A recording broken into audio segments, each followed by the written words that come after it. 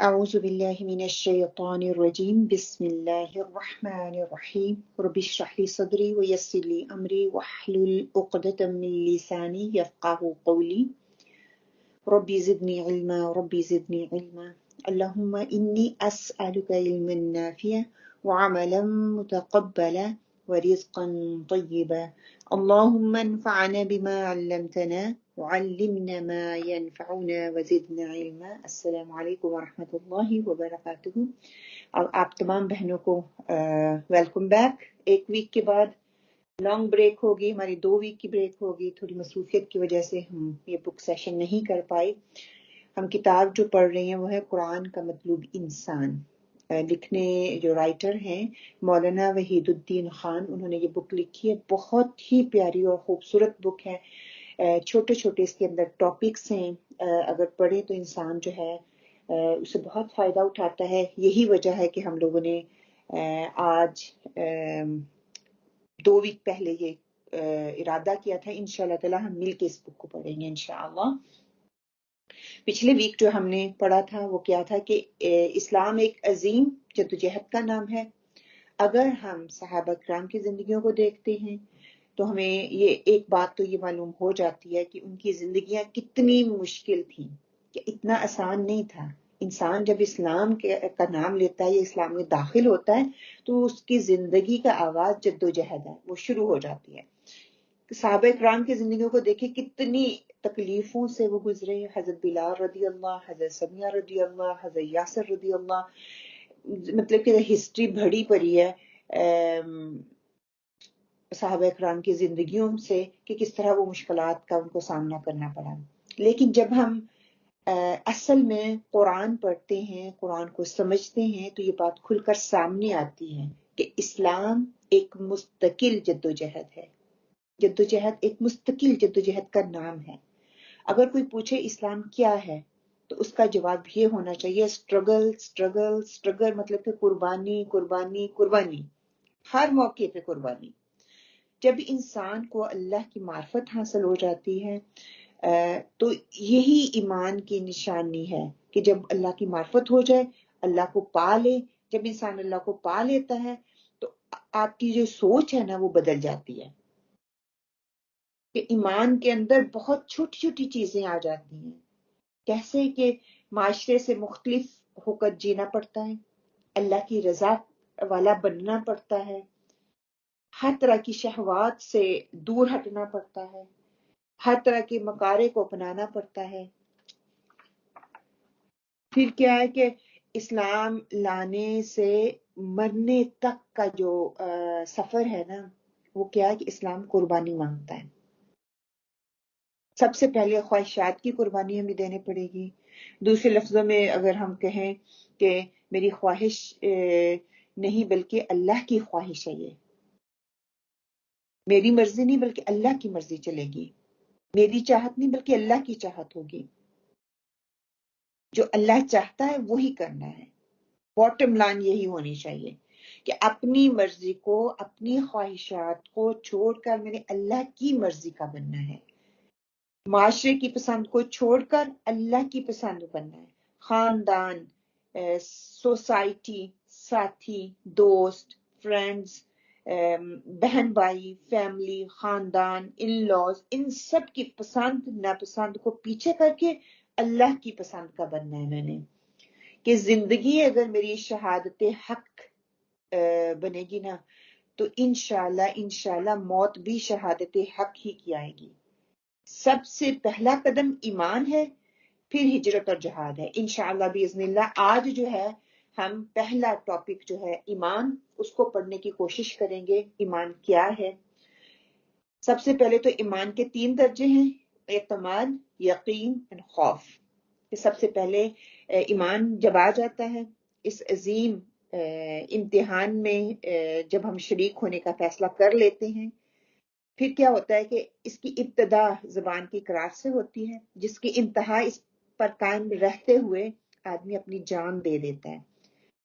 ये वो अहद है जो बंदा अपने अल्लाह से इस बात के लिए लेता है कि वो सारी उम्र उसका वफादार रहेगा। ईमान इस कैफियत का नाम है।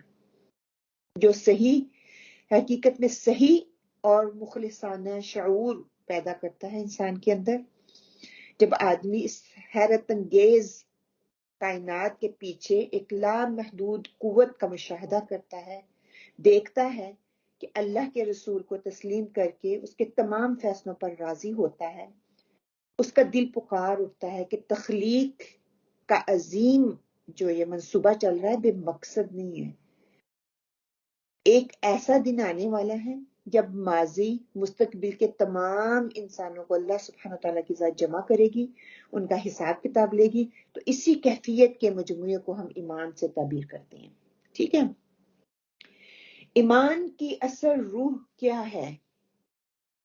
ایمان کی اصل روح یا اسلام کی اصل روح کیا ہے؟ اس کے جز میں نے بھی آپ کو بتایا نا. تو ایمان کا پہلا جز جو ہے وہ یقین ہے، کہ یقین کا آ جانا، اعتماد کا آ جانا، کہ ایمان کی اصل روح اعتماد ہے. یہ اعتماد ایک ایسی ہستی کے بارے میں ہے جس کو ہم اپنی آنکھوں سے دیکھ نہیں سکتے، اس لیے اس میں یقین کا مفہوم پایا جاتا ہے. اسی طرح اللہ سبحانہ وتعالیٰ کو اس کی تمام صفات کے ساتھ ماننے کے لیے لازمی ہے کہ ہم اللہ کے غضب سے ڈریں، اس کے عذاب سے بچنے کی فکر کریں. اس کے ساتھ ساتھ تقوی اور خوف کا ہونا بھی ضروری ہے. صرف اس سے ڈر جانا اور عذاب سے بچنا کافی نہیں ہے. انسان کے اندر تقوی ہوگا، خوف ہوگا، تو تبھی وہ اپنے آپ کو بچا پائے گا.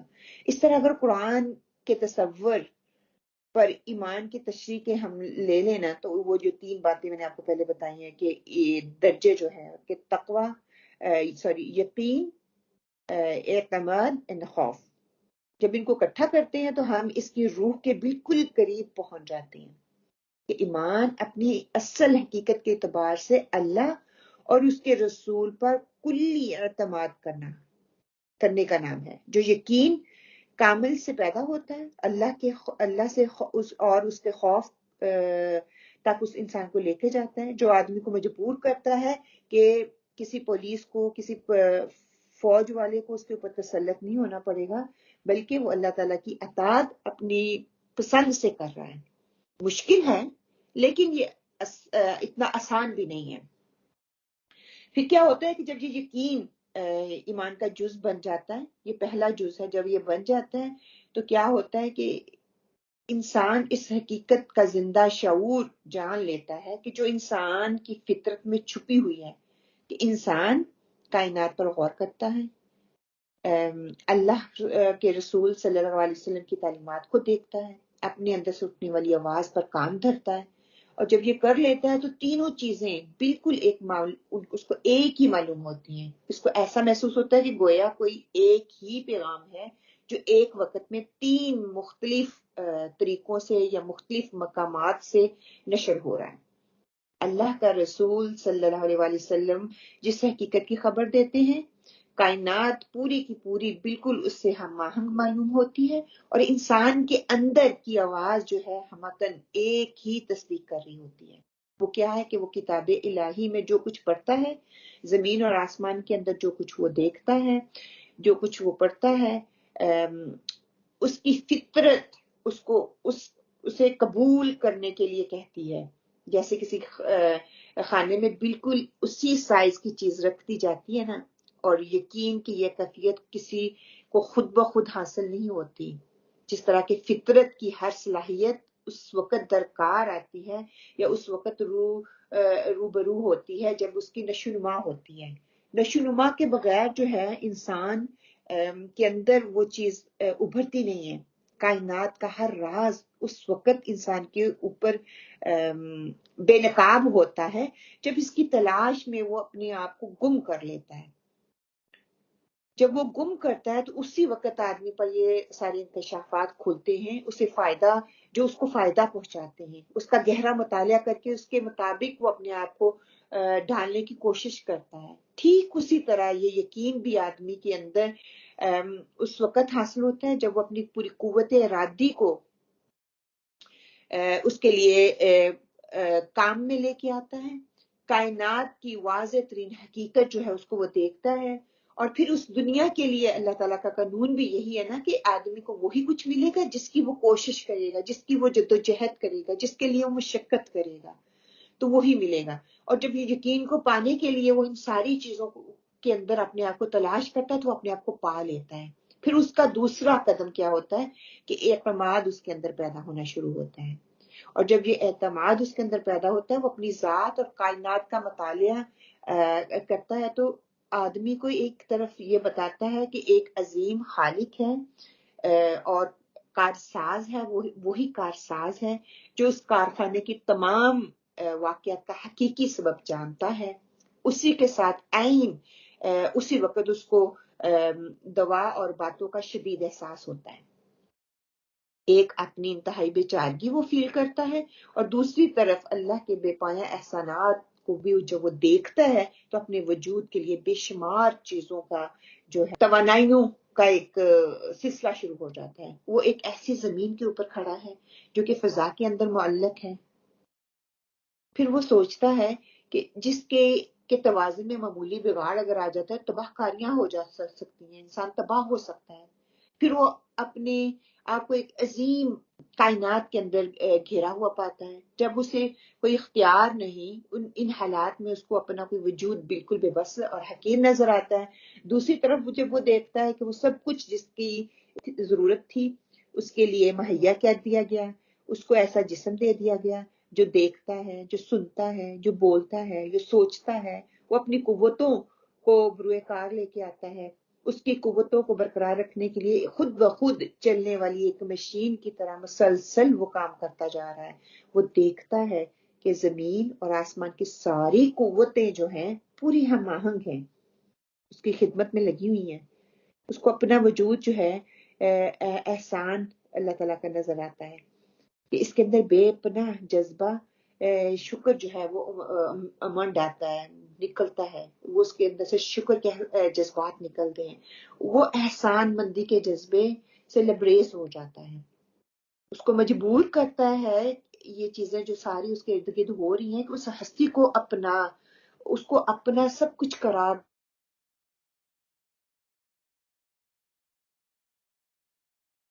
کا یقین دلاتی ہے، اور اس کو شدید احساس ہوتا ہے کہ بلند تر قوت جو ہے اس کی دستگیری جو ہے کر لینی چاہیے۔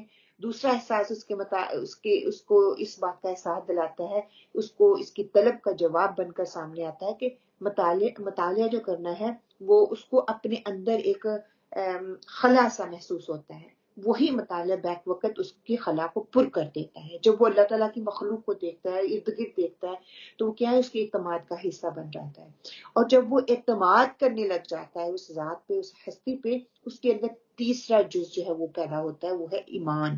ایمان کا تیسرا جز ایمان نہیں بلکہ خوف۔ یقین پہلے کرتا ہے، یقین کے بعد اس کو اعتماد ہونا شروع ہو جاتا ہے کہ جو کچھ اس کے اندر چل رہا ہے اس کے اندر سے اور باہر سے وہی آواز آ رہی ہے۔ پھر کیا کرتا ہے، اس کے اندر خوف پیدا ہوتا ہے۔ یہ خوف ایمان کی ابتدائی دو اجزاء یعنی کہ یقین اور اعتماد سے الگ کوئی چیز نہیں ہے، بلکہ اس کا لازمی نتیجہ ہے کہ اس کی تکمیل جو ہے وہ اس کے اندر، انسان کے اندر خوف آئے گی تو اس کی تکمیل پوری ہوگی۔ ایک طرف وہ اللہ کو دیکھتا ہے جو کہ عدل اور حکمت کے خزانہ جو ہے، اس کے حکمت کا خزانہ ہے۔ دوسری طرف کائنات کو دیکھتا ہے، اس کا دل پکار اٹھتا ہے کہ اتنی بڑی تخلیق، اتنا بڑا منصوبہ یہ بے مقصد نہیں ہو سکتا۔